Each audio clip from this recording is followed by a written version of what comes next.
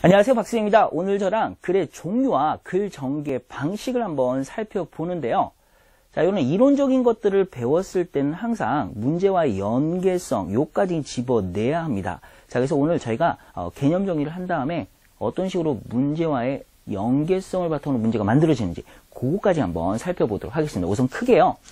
글의 종류는 비문학과 문학으로 나눠지는데 종류가 두 개로 나눠지거나 뭐 여러 개로 나눠질 때 항상 여러분들이 공부하는 기준은 뭐냐? 먼저 자주 나오는 거. 그러니까 우선순위가 높은 것부터 학습을 하는 건데, 자, 비문학이 문학보다 지배적으로 많이 나옵니다. 자, 수능의 예를 들자면요. 당연히 비문학이 많이 오는데 문학은 어디서 나옵니까? 맨 마지막 쪽 장문 지문에서 여러분들 나오는 거. 그거 어떤 주인공을 바탕으로 이야기체로 전개되는 이 문학의 글이 마지막에 나오고, 앞쪽에서는요. 뭐 어조나 심정 이런 거 물어볼 때 요런 문학의 종류의 글이 나온다라는 거, 그거 좀 참고해 두시면 되고요. 자, 비문학 같은 경우에는 이 설명의 글과 논증이 있습니다. 이런 설명과 논증의 글을 읽는 방법은 바로 이 소재를 찾고 그 소재의 폭을 좁히는 바로 연역적 글 읽기 방법을 적용하시면 돼요. 우리가 요 이전 시간에 뭘 배우냐? 영문단락 전개의 큰 특징 중에 하나가 뭐라고 그랬죠? 그렇죠. 바로 이 연역적 전개입니다. 이야기의 폭이 좁아지는 연역적 전개. 자, 그때 글의 도입부에서 우리가 해야 될 작업은 바로 이제 객관적 대상인 이 소재를 찾으라고 그랬는데, 이런 설명과 논증의 글은 소재를 찾고 이 소재의 폭을 좁혀서 이야기를 읽어 내려가야 된다는 거. 그러면서 이제 주제를 찾아내시면 돼요. 자, 이런 설명의 글을 뭐라고 그러냐면 영어로 expository라고 합니다. 자, 한번 써보도록 할게요. expository writing. 자, 그래서 expository라고 적으면 되고요. 논증 같은 경우는 객관적 데이터를 바탕으로 해서 여러분들 자신이 전달하고자 하는 자신의 생각 같은 거를 갖다 상대방을 설득하는 글이니까 persuasive 이렇게 쓰면 되겠습니다. persuasive. 자, 근데 시험은 어떻게 나오냐면요. 만약에 예를 들어서 어떤 글이 나온 다음에 이 글에 어떤 특징 같은 거, 어조 같은 거 파악하라고 그럴 때 설명의 글 같은 경우는, 자, 글 쓰니까 객관적 입장, 다시 말하면 중립적 입장에서 객관적 정보를 갖다가 전달한다라고 해서 이런 걸 같이 외워두시면 돼요. 한번 적어보도록 할게요. 자, 이 설명의 글 위에다가 요거의 특징을 한번 적어봅시다. 자, 중립적 입장이라는 건 neutral. 자, 글쓴이가 뉴트럴한 입장에서 객관적인 유익한 정보를 갖다가 전달하는 거니까 informative 이렇게 적으면 됩니다. informative. 어떤 객관적 글이 나왔을 때 여러분들이 그 특징을 골라내라라고 하는 문제가 나오면 중립적이다. 객관적인 사항을 갖다가 유익한 객관적인 정보를 갖다가 전달한다라고 이렇게 네 가지를 순차적으로 제가 말하는 것처럼 단어를 외워두시면 될 것 같아요. 당연히 논증의 글 같은 상대방을 설득하려고 하다 보니까 그 안에 뭐가 들어가 있어요? 논리적 어떤 글쓴이의 생각들이 들어가 있죠. 상대방을 설득하니까 argumentative.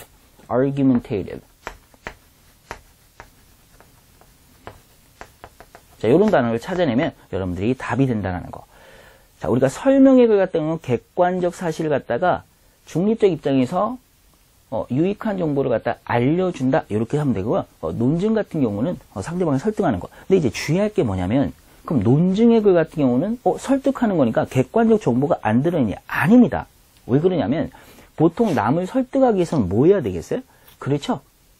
객관적 데이터 확보가 굉장히 중요합니다. 객관적 데이터. 즉, 이런 객관적 데이터 확보를 한 다음에 그 다음에 그래서 나는 이렇게 생각한다라고 하는 글쓴이의 생각이 여기에 반영될 수 있다는, 당연히 앞쪽에 오면 이제 두갈식이 되겠죠. 여기 오면 미갈식이 되는 거고, 그래서 논증의 글이라고 해서 객관적인 사실이 안 들어있다 그렇게 생각하면 안 된다라는 거, 그걸 꼭 기억을 해두시면 되겠습니다. 자, 지배적으로 시험에 많이 나오는 비문학 설명과 논증, 자, 이러한 것들 파악하시고요. 이 비문학을 읽어내려가는 방식은 뭐냐? 바로 글의 도입부에서 뭘 찾는다? 연역적 전개의 첫 시작인 바로 글의 도입부에서 소재를 찾아라 라고 하는 거.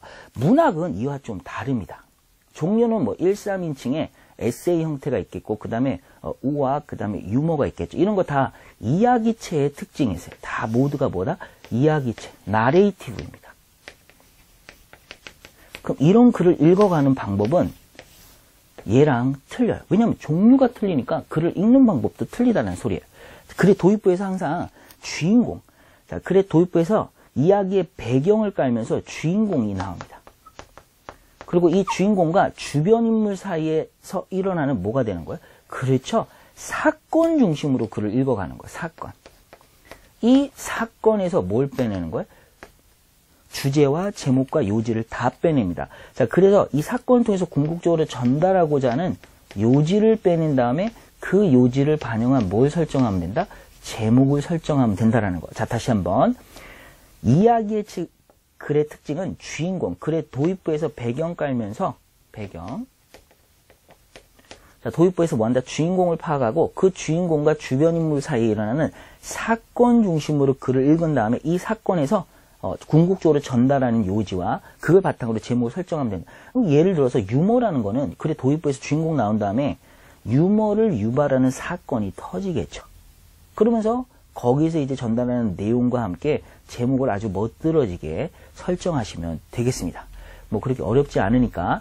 자, 그러나 우리가 이런 걸 공부할 때는 항상 우선순위가 있다고 했죠. 이런 종류가 있다 하더라도 가장 여러분들 시험에 많이 나오는 건 뭐다? 바로 설명의 글이라는 거. 고로 설명의 글이 많이 나오니까 이 연역적 전개에 따른 소재 파악하고 중심 내용을 바탕으로 주제 설정하는 능력, 이게 가장 중요하다고 보시면 되겠습니다. 자, 문제와의 연계성까지 함께 기억을 하면서 공부를 한다고 그랬어요.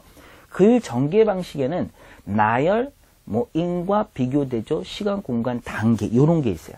우선 나열의 글 전개를 영어로요. 쉬운 거는 리스팅이 있죠. 리스팅. 근데 요거 말고요. enumerative라는 단어가 있어요. 요 단어까지 외워둡시다. 그 다음에 in과는 cause and effect. cause and effect. 비교 같은 경우는 공통점을 다루는 거고 차이점을 다루는 게 대조입니다. 이때 비교는 comparison. comparison. 자, 대조는 contrast. 이렇게 쓰면 되겠네요. 시간, 공간, 단계에서 특히 이제 시간이 중요한데 이게 타임 오더라고 쓸 수 있겠죠. 근데 이렇게 하는 것보다 얘를 갖다가 이 연대기 순이라고 하는 크로노라지코 이걸 꼭 외워둬야 됩니다. 자, 이 단어가 굉장히 중요하다는 거 기억하시고요. 그 다음에 공간은 spatial order. spatial. 단계는 procedural. 자, 이런 단어를 함께 외워두시고 그러면 이러한 것들이 어떤 식으로 전개되면 문제와 연계성이 뭔지 이런 걸 항상 고민을 해야 된다 이거. 단순히 이론적인 사항만 알면 안 된다는 거. 나열이라는 건 당연히 어떻게 되겠어요? 앞에 만약에 n이라는 소재가 있으면 이 소재를 가지고 나열하는 거니까 이 앞에 반드시 복수 개념의 표현이 주제 안에 들어있다라는 거. 뭐 라면의 장점 그러면 장점 1, 2, 3, 4 이런 식으로. 자, 그래서 주제라는 표현 자체 우리가 답을 고를 때 소재 파악하고 그 다음에 중심 내용에 나오는 요 내용이 지금 나열되고 있으니까 복수형 명사가 일반적으로 쓸 거라는 거. 그걸 생각하면 돼요. 예를 들어서 라면의 장점 뭐 그럴 때 그 장점이라고 하는 거에 s가 붙었다라는 걸 알 수가 있겠죠. 인과는 우리가 나중에 살펴볼 건데요. 현상에 그래서 굉장히 많이 나와요. 현상. 무슨 말이냐. 자, 글의 도입부에서 어떤 현상이 나오고 자, 이거의 문제점을 지적한 다음에 문제점을 알면 뭘 세울 수 있겠어요? 그렇죠? 원인을 파악하고 그 다음에 대안의 패턴을 나간 거. 뭐 대안을 통해서 얻게 되는 효과를 부연할 수가 있겠죠. 구체적인 뭐를 통해서? 사례를 통해서. 나중에 우리가 살펴볼 거니까 눈으로 한번 확인하시고 이때 결과적 현상에 대한 원인을 따지는 거니까 뭐가 되는 거예요? 인과의 글전개다라고 보시면 되고요. 비교대조의 기본적인 전제는 항상 소재가 몇 개다? 2개가 있는데 이때 이 2개가 동일한 어떤 무게감으로 다뤄질 수 있지만 하나를 더 강조하기 위해서 다른 하나를 가져올 수 있어요. 이때 2개의 차이점은 동일한 무게감을 하면 수제가 두 개가 되니까 두 개의 차이점이라고 할 수 있지만, 만약에 주로 A를 다루는데 거기에 B를 통해서 A의 특징을 부각한다 그러면 A에 관한 글이다. 자, 이거 아주 중요하니까, 자, 다시 한번 A, B를 갖다가 만약에 이렇게 다뤘어요. A를 쫙 설명하고 B를 설명했어요. 그러면 이 공간적 관점에서도 여러분들 대등한 구조를 취하고 있으면 A, B의 뭐가 되는 거예요? 차이점이라고 하지만, 만약에 이렇게 쓰이지 않고 A를 주로 다루는데 이 A의 특징을 부각하기 위해서 B를 살짝 빌려오면 A에 관한 글이다라고 해서 중심 소재는 하나인 글이 되는 거. 자, 비교 대전은 기본적으로 소재가 두 개지만 중심 소재가 두 개일 수도 있지만 하나일 수도 있다라고 하는 거 반드시 기억해 놓고, 시험에 잘 나오는 건요, 역시 대조가 된다라는 거. 나중에 이제 통념 비판이나 아니면 겉보기 현상각과 연계되는 이런 아주 중요한 글전개 방식이라는 거. 자, 시간, 공간, 단계는 당연히 시간이면 시간에 따른, 그리고 공간의 이동에 따른 단계적 글전개라는 거 우리가 파악할 수가 있습니다. 자, 오늘 저랑 글의 종류와 글전개 방식을 봤는데요. 뭔가 이론적인 것 같지만 사실은 문제를 만들었을 때 그 문제 보기양의 곳곳에 이러한 이론들이 숨어 있다는 거. 볼 수 있는 사람은 문제를 굉장히 빨리, 효율적으로, 그리고 정확하게 풀 수 있는 거. 자, 단순한 거였던 것 같지만 이러한 것들이 나중에 여러분들이 글을 읽을 때 얼마나 도움이 되는지, 자, 스스로 적용하려고 노력해야 된다는 거. 꼭 기억하시고요. 여기까지 하도록 하겠습니다. 수고하셨습니다.